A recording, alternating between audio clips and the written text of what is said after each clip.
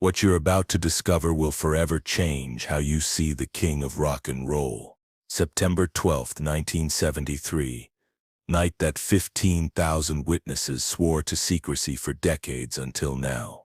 Make sure you're subscribed and hit that notification bell, because this untold story reveals the moment Elvis Presley's soul was laid bare on stage and why it became the most powerful performance of his entire career. This isn't just another concert story. This is the night the king stopped being a performer and became purely human. The International Hotel in Las Vegas was packed beyond capacity on that fateful September evening. 15,000 fans had paid premium prices to see the king of rock and roll during his highly anticipated fall residency. The energy was electric as Elvis Presley, resplendent in his white jumpsuit adorned with golden eagles, commanded the stage with his usual magnetism. The crowd was a sea of anticipation, filled with tourists from around the world, high rollers, celebrities, and devoted fans who had traveled thousands of miles just to witness greatness. But what happened during his third song that night would become one of the most talked about moments in Vegas entertainment history. Elvis was deep into Burning Love, his hips swaying to the rhythm that had made him famous 20 years earlier. The band was tight, the sound perfect, and the audience was completely under his spell. Sweat glistened on his forehead under the hot stage lights as he delivered the song with his trademark intensity. He had performed this particular number hundreds of times, but tonight felt different somehow. Mid-verse, as he sang Hunka Hunka Burning Love, his voice suddenly faltered. The powerful baritone that had mesmerized millions simply stopped. But here's where the story takes an incredible turn. The band, confused by the unexpected pause, gradually stopped playing one by one until the massive venue fell into complete silence. First the drums faded, then the bass, finally the guitars. 15,000 people held their breath, unsure if this was part of the show or if something was terribly wrong. The silence stretched for what felt like an eternity, but was probably only 10 seconds. 10 seconds that felt like a lifetime to everyone in that room. "Ma'am," Elvis said into the microphone, his voice barely above a whisper, yet somehow carrying to every corner of the arena. "Ma'am in the blue dress, third row center. Could you please stand up?"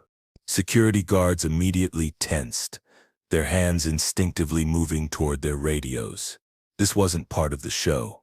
Elvis never deviated from the script that Colonel Parker had carefully orchestrated. The security team had been briefed on every moment of the performance, every planned interaction with the audience. This wasn't on the list.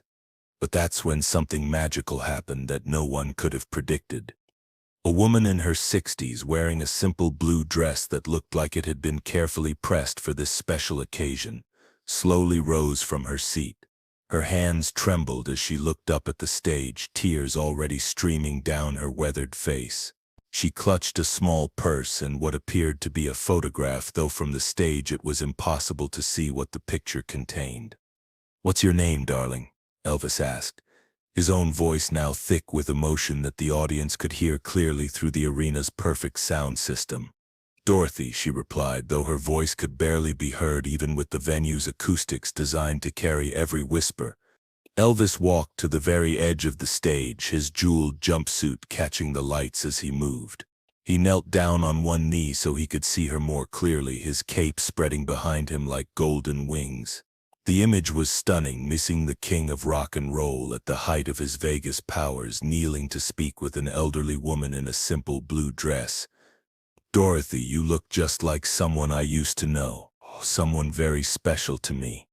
What the audience didn't know, what couldn't have known, was that Dorothy Henderson bore a striking resemblance to Gladys Presley, Elvis's beloved mother, who had passed away 15 years earlier during his army service. The same gentle eyes that had looked at him with unconditional love, the same kind smile that had comforted him through his difficult childhood, even the way she held her hands clasped together in front of her, just like his mama used to do when she was nervous or excited.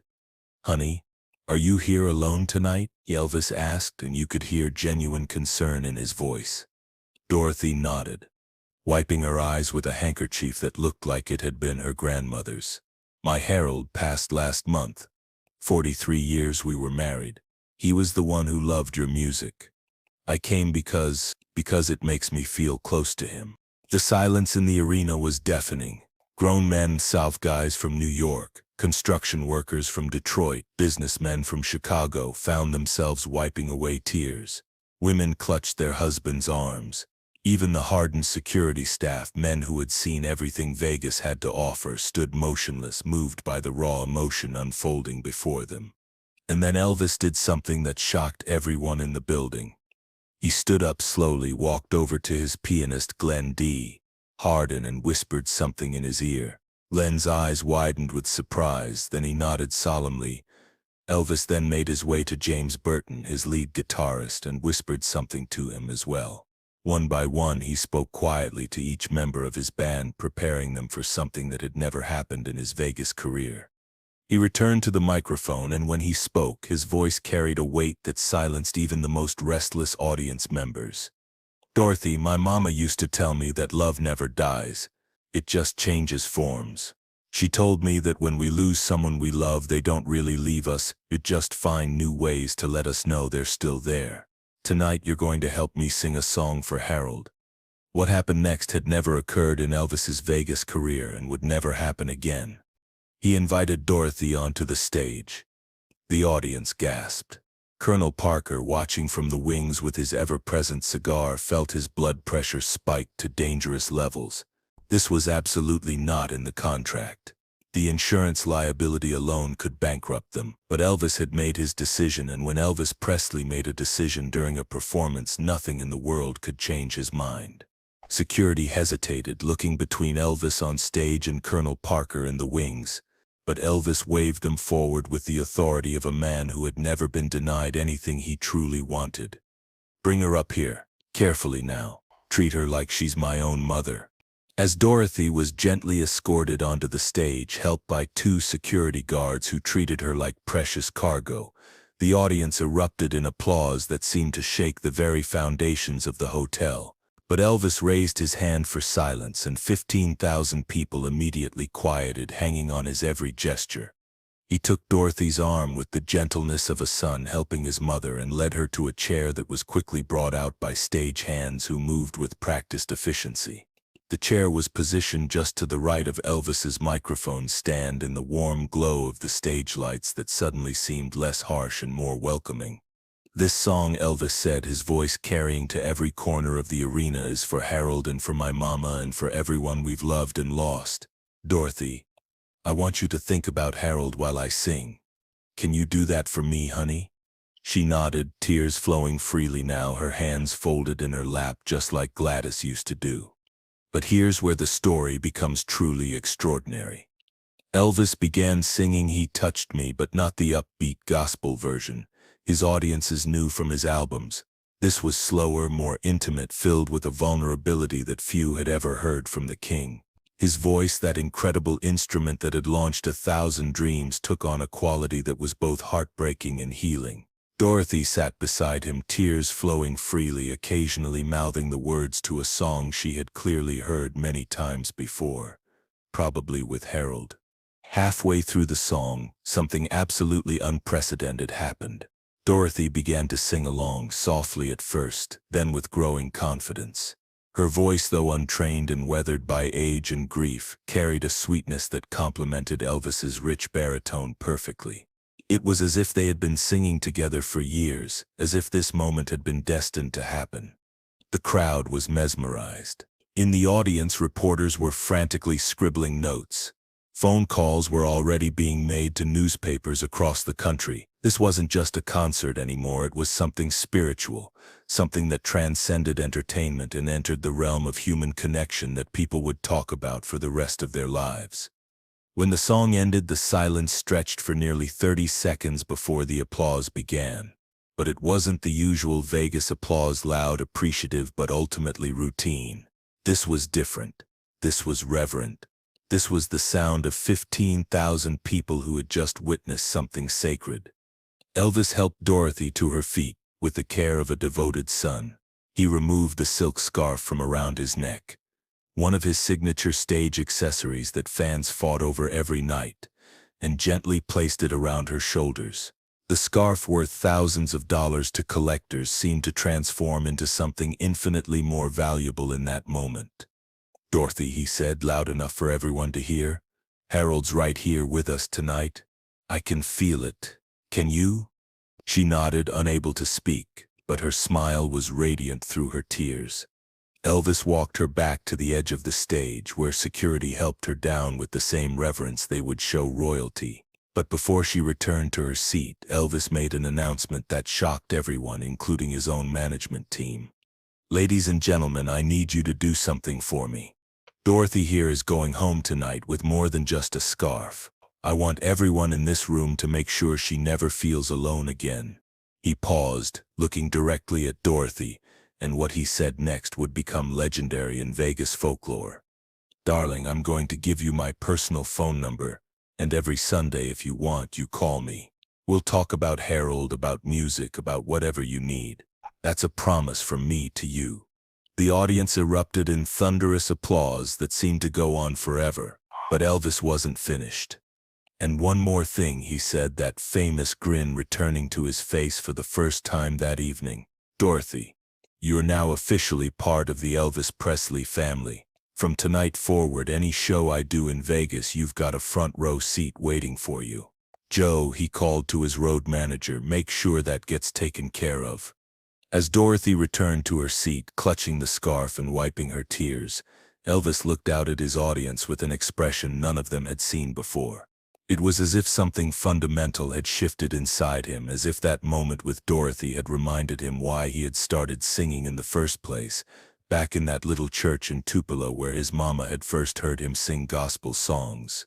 "You know," he said, adjusting his microphone stand, "sometimes we get so caught up in the show and the lights and the costumes and the applause that we forget what really matters. Tonight, Dorothy reminded me."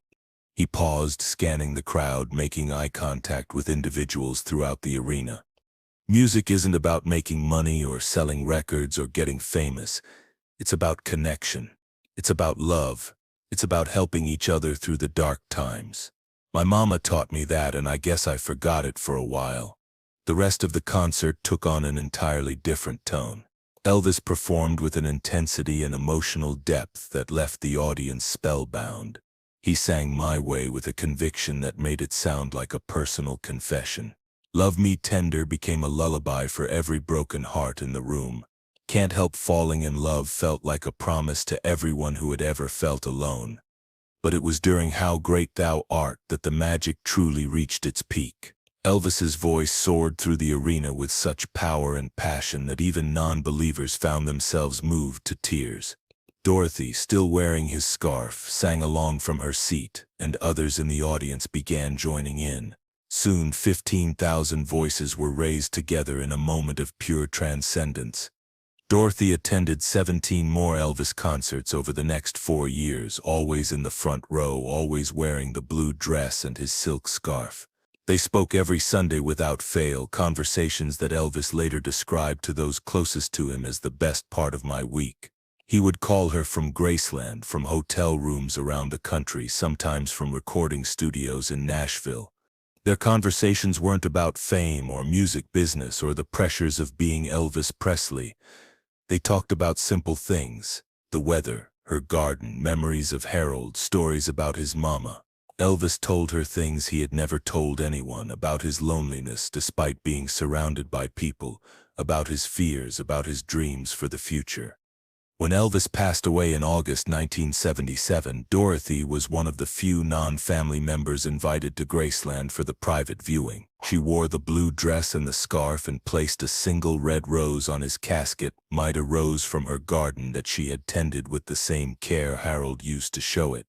"Thank you," she whispered to him one last time, "for reminding an old woman that love really never dies." But what happened after that night reveals even more about the man behind the legend. Within days of the concert, word had spread throughout the entertainment industry. Frank Sinatra, who had once dismissed Elvis as a flash in the pan, called personally to tell him it was the classiest thing I've ever seen in show business. Dean Martin, known for his cool demeanor, was reportedly moved to tears when he heard the story. Even Johnny Carson, who rarely showed genuine emotion on television, devoted an entire monologue to praising Elvis's humanity. The phone calls Dorothy received weren't just weekly Sunday conversations, they became lifelines for both of them. Elvis would call her before every major decision, seeking the wisdom of a woman who reminded him of his moral compass. When he was considering firing Colonel Parker, Dorothy was the first person he consulted. When he was struggling with his prescription drug dependency, it was Dorothy who gently suggested he seek help, her voice carrying the authority of a mother who had seen too much pain in the world. "Son," she would tell him during their longest conversations, "your mama didn't raise you to hurt yourself. She raised you to heal others. Every time you get on that stage, you have the power to change someone's life. Don't waste that gift." Dorothy became Elvis's unofficial therapist, his spiritual advisor, his connection to the simpler values he had learned in Tupelo. She never asked for anything, no money, no special treatment beyond what he had already given her. She simply listened, offered gentle guidance, and reminded him that beneath all the fame and fortune, he was still the boy who had sung in church because it made his mama smile. The impact on Elvis's performances was immediate and profound. Critics who had grown tired of his Vegas routine suddenly found themselves writing reviews filled with words like transcendent and spiritually powerful. His voice, which had sometimes sounded tired and mechanical in recent years, regained the passion and sincerity that had made him a star. He began incorporating more gospel music into his shows, often dedicating songs to My Friend Dorothy and her Herald. Musicians who worked with him during this period noticed the change immediately. It was like somebody had turned on a light inside him, recalled guitarist James Burton years later. He started treating every song like it mattered, every audience member like they were the only person in the room. That night with Dorothy didn't just change her life, it saved his soul. The story of that September night became legend in Las Vegas. Hotel staff still tell visitors about the night. Elvis stopped a show for love, and how it changed not just one grieving widow's life, but reminded everyone present that sometimes the most powerful performances happen when we stop performing and start being human. Other entertainers began incorporating similar moments of compassion into their shows, though none ever quite captured the magic of that original moment. But everyone acknowledged that Elvis had shown them the way. Dorothy Henderson passed away peacefully in 1981, still wearing Elvis's scarf. Her funeral was attended by hundreds of people she had met through that magical Vegas night. Strangers who had become family because one man chose compassion over showmanship. Priscilla Presley attended, along with members of Elvis's band and crew. At the funeral, Lisa Marie Presley read a letter that Elvis had written to Dorothy but never sent, found among his personal effects at Graceland. They say that on quiet nights at what is now the Westgate Las Vegas Resort, you can still feel the echo of that moment when the king of rock and roll reminded the world that the greatest stage performance of all is simply being kind to one another. The blue dress Dorothy wore that night was donated to the Elvis Presley Museum at Graceland, displayed alongside the original silk scarf. A small plaque tells their story, ensuring that future generations will know about the night when music transcended entertainment and became something eternal. And if you ever find yourself doubting the power of music to heal, to connect, to transform ordinary moments into something that lasts forever, just remember Dorothy in her blue dress singing with the king, proving that sometimes the most beautiful duets happen between broken hearts learning to love again.